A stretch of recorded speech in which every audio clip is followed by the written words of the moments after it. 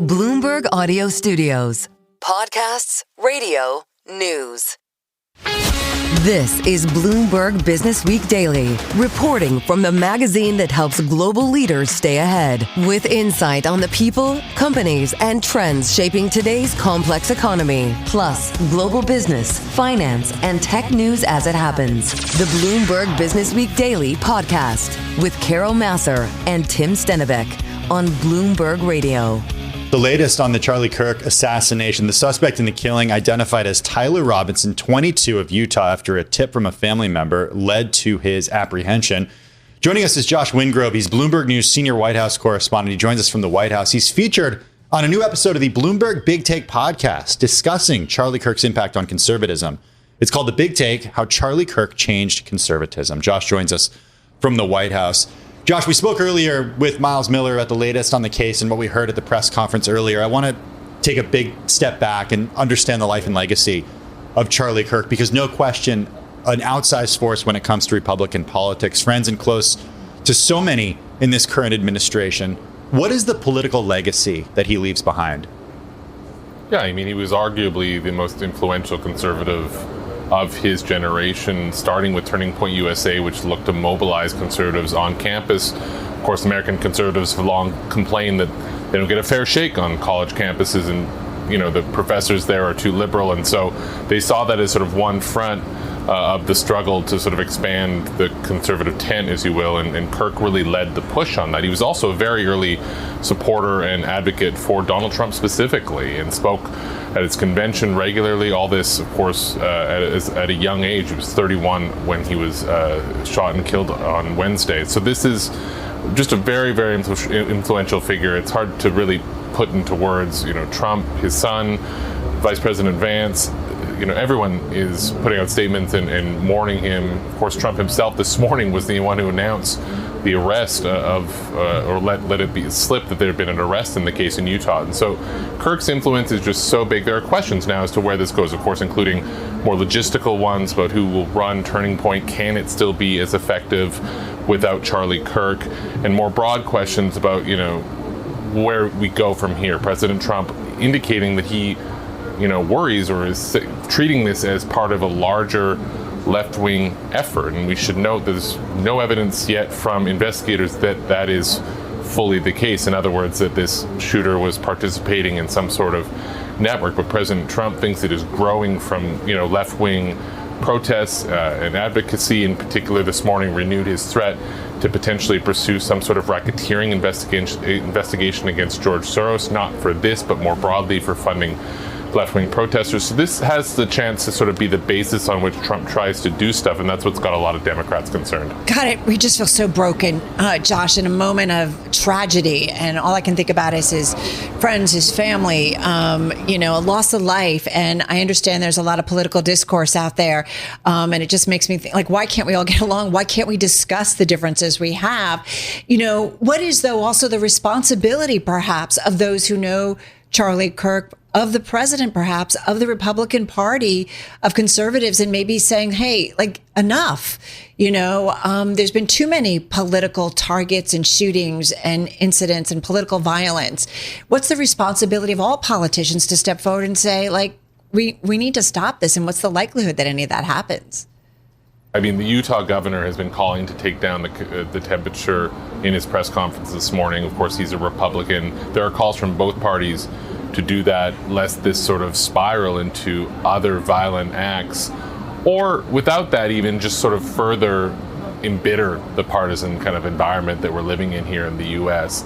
But others don't see that, and there are conservative voices right now calling for the way to sort of honor Charlie Kirk's legacy is to push back against the progressive and left-wing groups that Kirk enjoyed sparring with. And so that's really the crossroads that we're at. I should note that President Trump himself is not really among those calling to take down the temperature. He has said he supports nonviolent action, but he also called Charlie Kirk a martyr. And as I said earlier, has indicated that he plans to pursue sort of other measures in the wake of this fatal shooting on Wednesday that, of course, is being treated by authorities as a political assassination. So it is a fraught time here, no doubt about it. And, Kirk is so influential in the conservative community that many are simply grieving, including people in this building behind me who knew him personally. This is just a tragedy where they've lost someone they know important to their movement, but also just on a personal level. It's also true that, of course, some Democrats were not the biggest fans of Charlie Kirk, and are, those who are speaking to that right now are being seized upon by conservatives who think this is not the time to be litigating what he said or what he didn't. And so this is all just has the potential to really continue to be pretty fraught. Of course, we should know that Kirk leaves behind a wife and 2 kids. Focus on them as well right now, including from Press Secretary Caroline Leavitt, who sent well wishes to his widow today. So this is just a tragedy on Wednesday. The hope, of course, is that it doesn't continue, because we have seen too many of these. Of course, shooting Minnesota lawmakers. Earlier in Minnesota, we had, of course, the arson outside Pennsylvania Governor Josh Shapiro's home.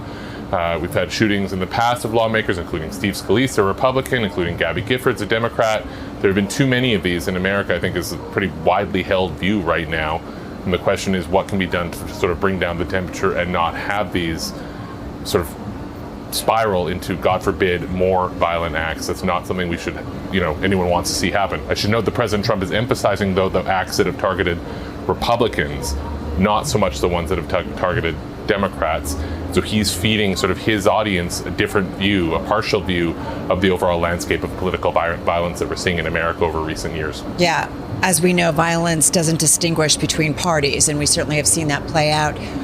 Josh, I just want to layer something else on top of it, and has come out in some of the reporting and pointing to global forces kind of jumping on and seizing on, this moment of tragedy and turbulence in American politics. Is there anything to that?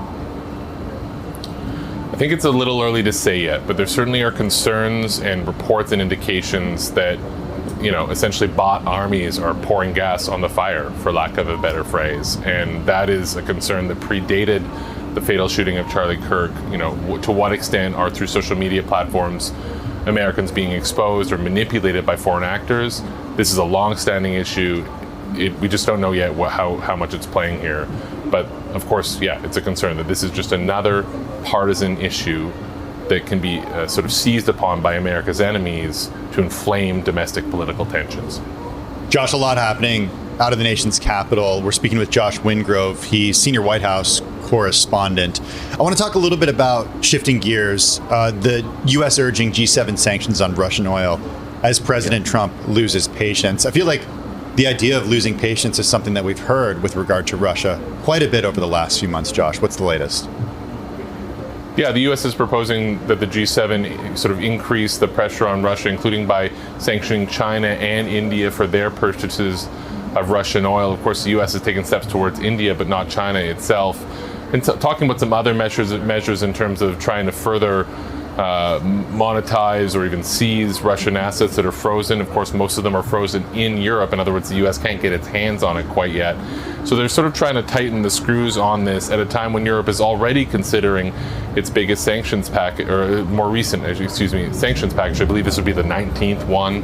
And so they're all kind of deciding where to go from here. But of course, the Europeans are also juggling what they can count on from the U.S. in terms of support for Ukraine, support for NATO, troop levels, and all that right now. So I think there are just so many moving parts on this, but the U.S. is at least trying to get the G7 to sort of try to turn the temperature up. President Trump indicating this morning in his interview with Fox News that he is losing patience with President Putin a little bit, but he had high hopes for that summit, remember? So that there were a lot of people clutching, worried, I guess, that it would backfire. And we just haven't seen any movement since that summit. And even behind me in this building, there are still photos of President Putin and President Trump from that summit on the walls of the White House. So he hasn't fully exhausted patience yet. We haven't seen President Trump fully commit to sort of, saying, oh, well, it doesn't seem like Russia's interested in getting some sort of end to the fighting. So right now it remains in a murky area. And if you're the Europeans, and in the case of the G7, also the Canadians and the Japanese, that has to be part of your calculus right now. So that's why there's so many moving pieces here as they consider what they can do or can't do or don't want to do to try to raise the pressure on Russia. One final note is that President Trump continues to advocate for these secondary sanctions. In other words, sanctioning or tariffing countries that do business with the countries that they're trying to apply primary tariffs or restrictions too. That remains pretty uncharted ground, pretty untested authority. That could be a tricky one for the other countries to try to execute it, even if they chose to try to go down that path. Josh, appreciate you joining us on So Much. Josh Wingrove is Bloomberg News Senior White House correspondent.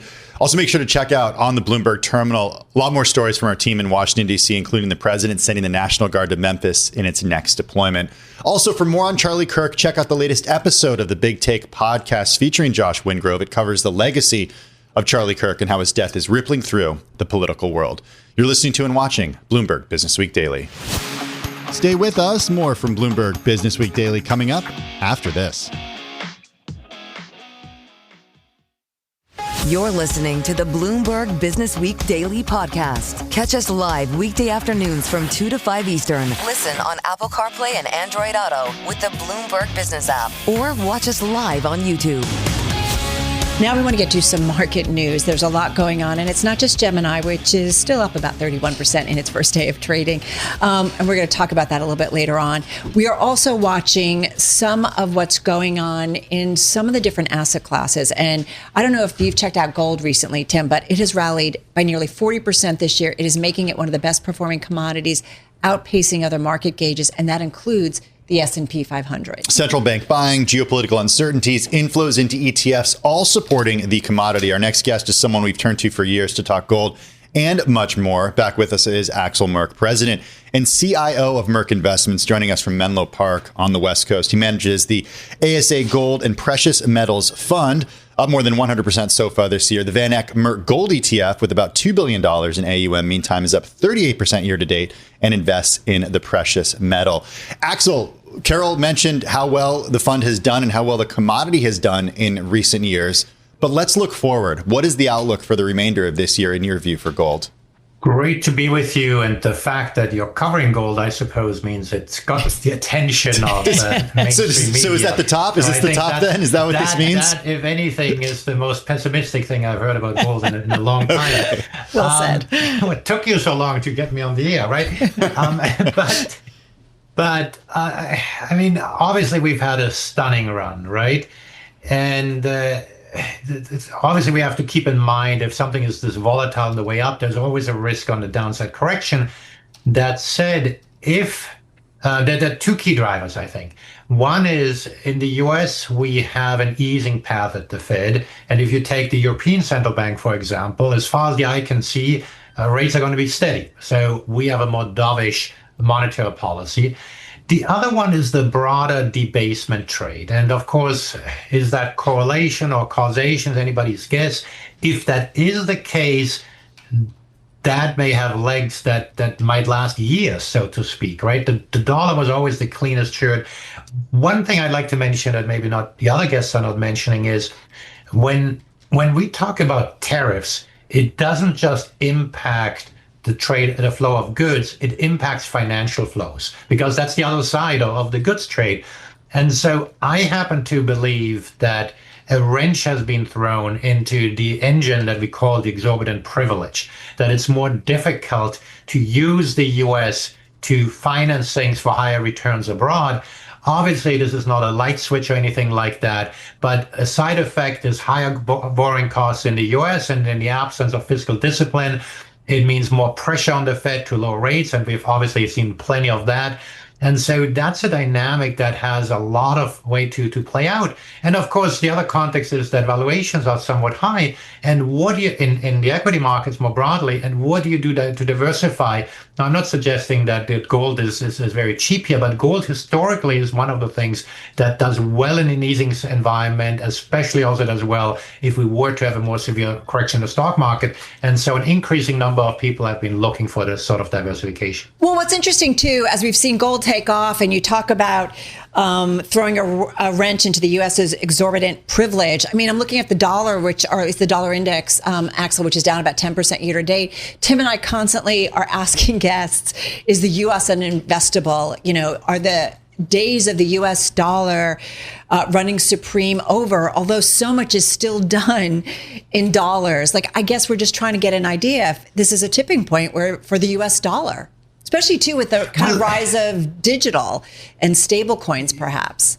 I don't think digital is stable. I mean, stable coins are US dollar based. I happen to think that's supportive of the dollar, if anything.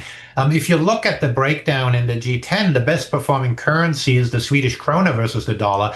And guess what? The Swedish economy is most, as part of its GDP, exposed to defense spending. And as you may be aware, Europe is ramping up its defense spending. So there are specific things, right? And of course, as a gold person, the debasement trade kind of fits into our narrative. Whether that's really the case it remains to be seen. There is, of course, more competition. Some people say that there is no alternative, and while that may be true, my argument is there does not need to be an alternative. What I foresee is a greater fragmentation. Because if you go back to the exorbitant privilege, part of that is it's kind of a machinery that provides liquidity for the world. And if that begins to sputter somehow or is less effective than it has been, less efficient, it doesn't mean the world's coming to an end, but it means that less trade might be happening, more things might be happening locally. Ultimately, that's of course healthy for emerging markets in particular if they finance more things domestically. But we have some structural transformations. And the dollar might be weakening in that process. Hey, just got about 25 seconds, Axel. So buy gold, buy the commodity, buy the bullion, buy miners, or don't buy any of it at this point. Well, I do both. I haven't sold any of them. Typically, the gold and gold miner buys are very different. The gold miners tend to be more speculative, especially go to the more juniors. And the physical gold, through ETF or otherwise, tends to be more of a diversification play. There's a lot that hasn't happened in the junior mining space. Very speculative, but some very interesting opportunities there. All right. We promise we will catch up more often. Hey, he was on in May. If you were watching us in May, it's a little you saw Axel. Okay. So it was a little while ago, but you know. We always appreciate it. Axel, have a great weekend. Axel Merck, President and Chief Investment Officer of Merck Investments. Stay with us. More from Bloomberg Businessweek Daily coming up after this. This is the Bloomberg Businessweek Daily podcast. Listen live each weekday starting at 2 p.m. Eastern on Apple CarPlay and Android Auto with the Bloomberg Business app. You can also listen live on Amazon Alexa from our flagship New York station. Just say, Alexa, play Bloomberg 1130. Only he can lead the company's next phase, and his political engagement, it's up to him. That's just two of the many, many headlines out of the Bloomberg Technologies team interview with Tesla board chair Robin Denholm. Bottom line, Tesla's chair saying Elon Musk is the man to continue to take Tesla to its next phase. The board's responsibility is to look at who the CEO is for the next period of time. And we believe that Elon is the right CEO for Tesla over this transformative period of time. And our view is he's a generational leader. There aren't any other people out there like Elon who can actually lead the company over this next decade or so. And so once you decide who the leader should be, you need to put in place a compensation package to incent and motivate him to actually deliver. Yeah, $1 trillion would motivate me as well. That, of course, was Tesla board chair Robin Denholm talking to BTech, the BTech Dynamo dynamic duo of Ed Ludlow and Caroline Hyde. Ed is co-host of Bloomberg Technology every Monday through Friday, 11 a.m. Wall Street time on Bloomberg TV. He joins us now from the Bloomberg News Bureau in San Francisco. Tesla shares, by the way, folks, rallying up about 6.5%, the number 2 gainer in both the S&P 500 and NASDAQ 100 today. Ed, well done.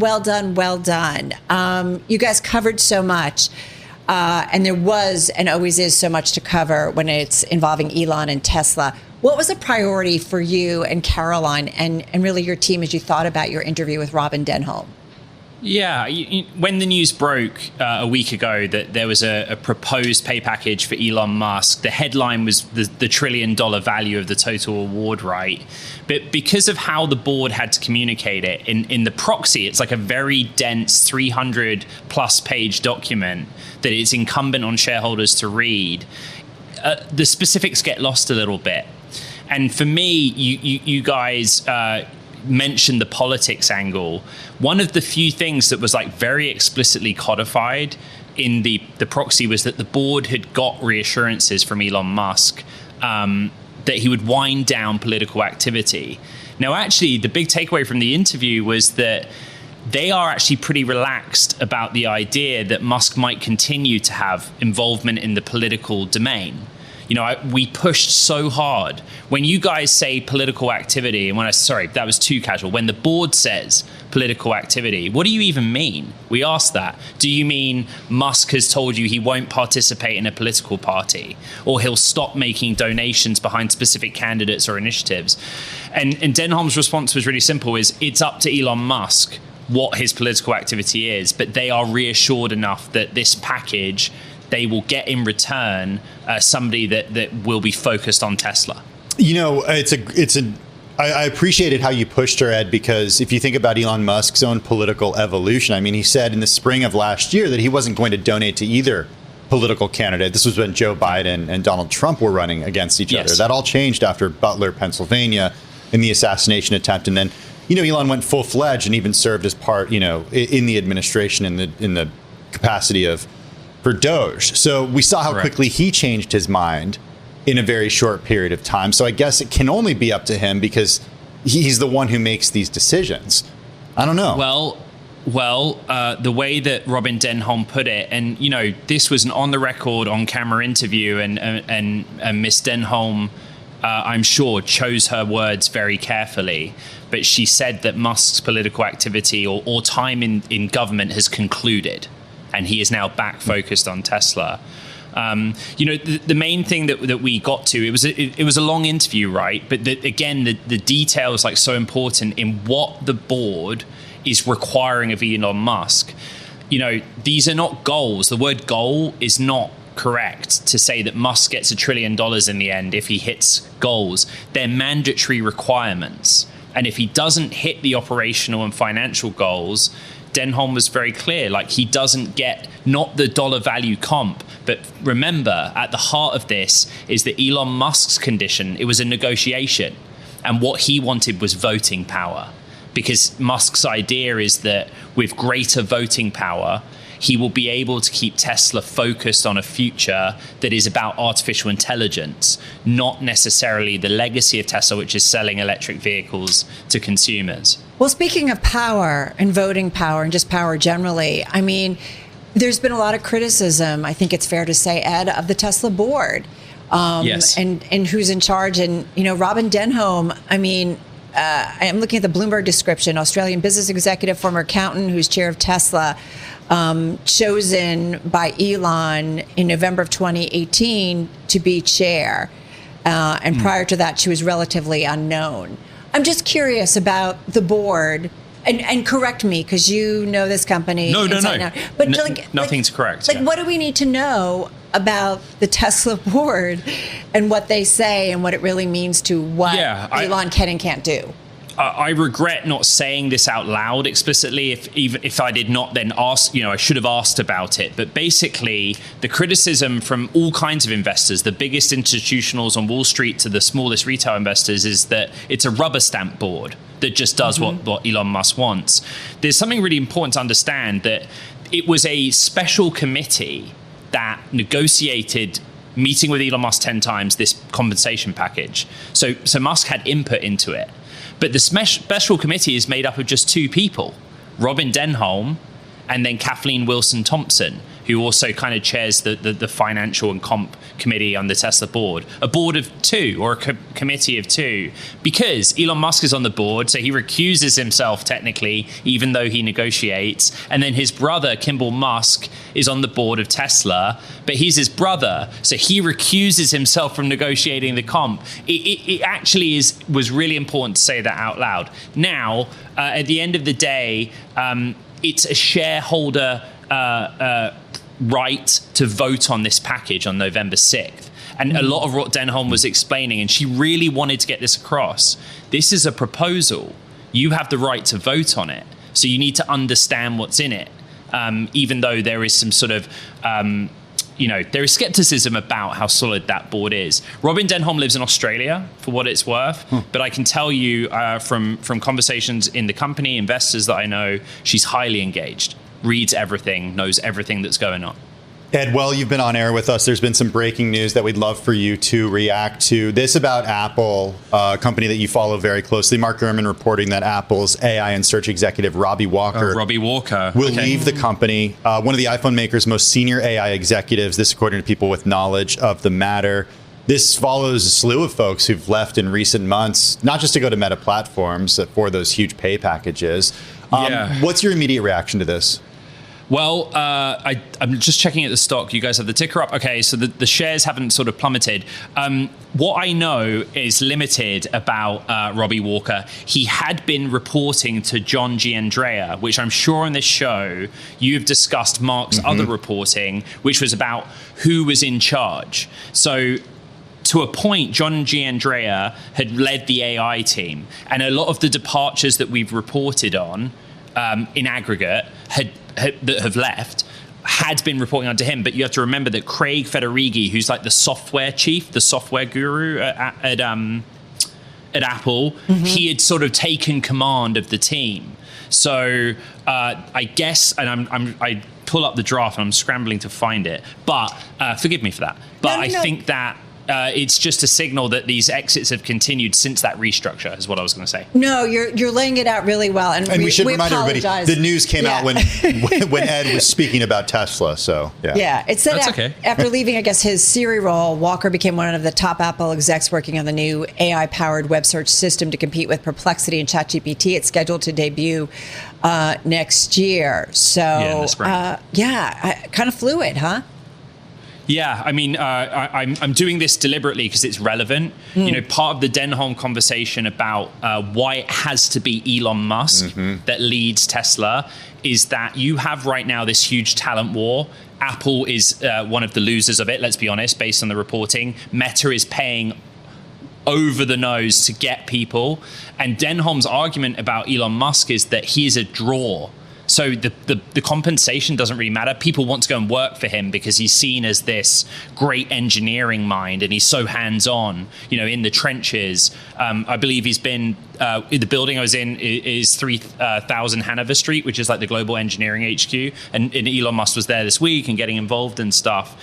That's the landscape right now. So these stories are so interesting because for AI, you know, the human capital, the human intelligence that's building out AI, that is a battleground, right? And that's all I'm reflecting on, All right, great stuff. As always, thank you, Ed Ludlow. Breaking news, or talking about breaking news in real time, as well as folding it into an incredible interview that he and Caroline Hyde of the Bloomberg Tech team had with the chair of Tesla's board. Ed Ludlow, as we said, co-host of Bloomberg Tech, joining us from our San Francisco bureau.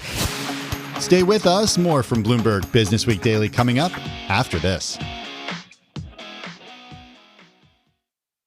You're listening to the Bloomberg Businessweek Daily podcast. Catch us live weekday afternoons from 2 to 5 Eastern. Listen on Apple CarPlay and Android Auto with the Bloomberg Business app, or watch us live on YouTube.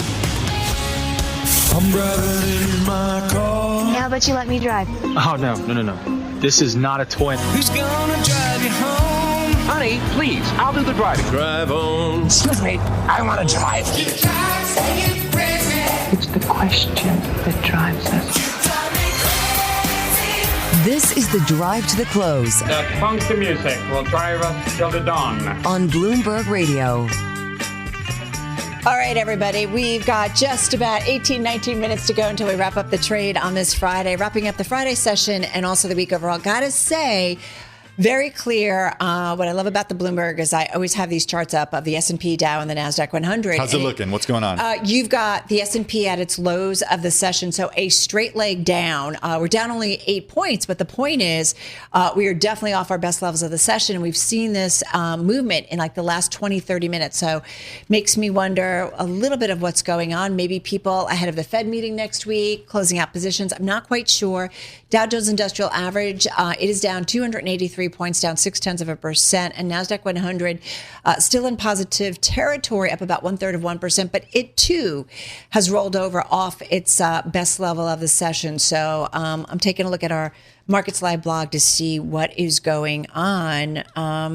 Maybe it's just investors It's been a bullish week for investors. We've seen several records, and I'm just taking a look at where the S&P 500 is for the week overall. We're still up about 1.5%. So do you just kind of, for lack of a better phrase, take some money off the table heading into the weekend? I mean, up 12% for the year. Let's see what Alan Lance has to say about this. He's president of the RIA, Allen B. Lands and Associates, and director of research at the research firm Lance Global. He joins us once again from Toledo, Ohio. Been a while since we last had you on the program. Alan, how are you?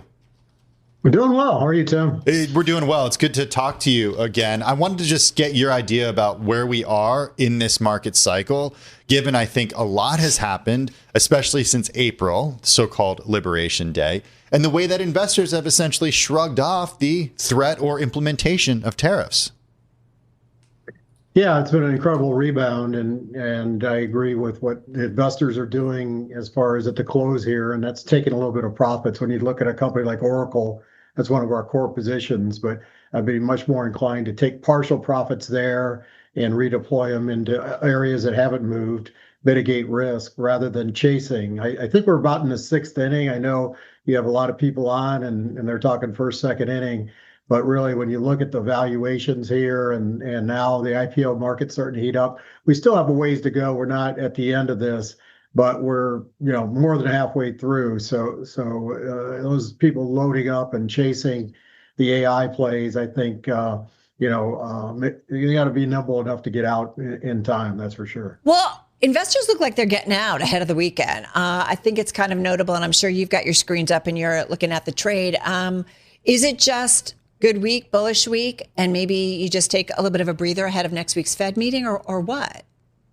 Yeah, I think you got some positives, and they're getting discounted, Carol. So you got a situation where, it looks like interest rates will go down.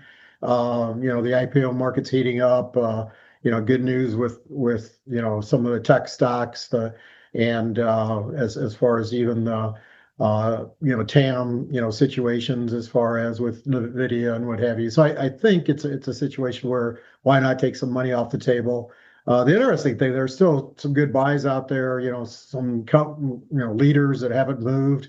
Early part of the summer, we're buying Johnson & Johnson and Pepsi. They have moved now, but there are other companies that have good dividends that I still think are attractive. So this is not like 2007 when we talked and said, get out and everything's overvalued. But it is something where I think you got to be a little precarious as far as in chasing. You said last year you started taking profits in NVIDIA. That was when it was at $140. You said you then redeployed some of those profits into companies like Snowflake or MongoDB. Do you regret selling NVIDIA last year at 140? Not at all. If you look at Snowflake, it's done better in the past year than NVIDIA, and MongoDB at the end of the year was down, and it's up. So again, I think investors look at it like, NVIDIA's higher. It's 170s now instead of 140, but really it's been an underperformer compared to the industry, which is hard to believe. Even Oracle, it's up 40-some% over the last 5 years. The industry's up 18. 18 is great, but if you're in the right areas, you can do much more. So I think that diversification is important, Tim, and investors shouldn't just be in one or two or seven stocks. I think it's going to broaden out, and that's what you have in the latter innings. And that's what we're seeing. So yeah. We're actually doing more of that. Well, if I'm doing play-by-play with the markets right now, we've now bounced kind of off our worst levels of the session on the S&P and Dow. And now we've seen investors come back. Wacky trade, weird. I don't know. Am I just too laser focused on the tick by tick today? I don't know. Yeah, it's short term. I wouldn't worry about that. I think the long-term trends is going to be the critical area as far as that goes, and there's good investments that still can be purchased, which I'm appreciative of. If everything's overvalued, then it gets really hard. So to take some money off the table, even NVIDIA I think will go higher, but take some money off the table and buy things that haven't moved yet, that have lesser risk, better risk reward, I think is a prudent strategy right now. I want to talk a little bit about risks that you see out there, and when you think it's time to, if at all, move to cash, or it's a question I don't ask lightly because that's a drastic move for investors. And, people are always saying, do not time the market. I'm not giving financial advice here, but I'm just wondering how you're thinking about risk right now, because there are a lot of folks out there who say valuations are very high. Yeah, they are high in certain areas, and that's why we are starting to take profits, and again, partial profits in Oracle and companies that have done well, like NVIDIA. But I also think that there are areas you can still buy, so you don't have to be in cash. Like in 2007 and late 1999, we're saying get in cash and be defensive. Now I think you could be defensive, but still have companies that have dividends and are trading at historic lows, really, valuation wise. And that's what makes this divergence, interesting, where you can get out and take some good profits or partial profits and redeploy the money in things that have lesser risk and better reward, like as far as Snowflake had a year ago. Alan, sorry to jump in, but we've got a million questions left and only like a minute left. I just want to talk MP Materials because we had Jim Litinsky on the show. We've spent a lot of time talking about that company. It was on your radar before it was on a lot of people's radar. You spoke with us about buying it. What's the status there? We would hold it again, not chase it. We're buying it, in the mid 20s. It went down to 10. We're just buying more, just a long-term play. Two good pieces of news. Earlier this summer, we increased our target to $80 to $90. So we did take some profits. Mm-hmm. But again, I think it's a good long-term play. Again, another one of those high flyers that we wouldn't chase, but hopefully we can find some like MP Materials from 6 months ago that will do well, even though I don't think you'll see those kind of gains. 20 seconds, really quick. You're comfortable with the government taking a stake? Yeah, I think on this it's very important. I disagree with the Intel and with the aerospace and what have you, but on this, I think it is critical, and it really helped put the company on the map. Well, as we mentioned, the stock has been on a tear. It is up more than 300% year to date. Alan Lance, have a great weekend. President of Allen B. Lance and Associates, joining us from Toledo, Ohio. This is the Bloomberg Businessweek Daily podcast. Available on Apple, Spotify, and anywhere else you get your podcasts. Listen live weekday afternoons from 2 to 5 p.m. Eastern on Bloomberg.com, the iHeartRadio app, TuneIn, and the Bloomberg Business app. You can also watch us live every weekday on YouTube and always on the Bloomberg Terminal.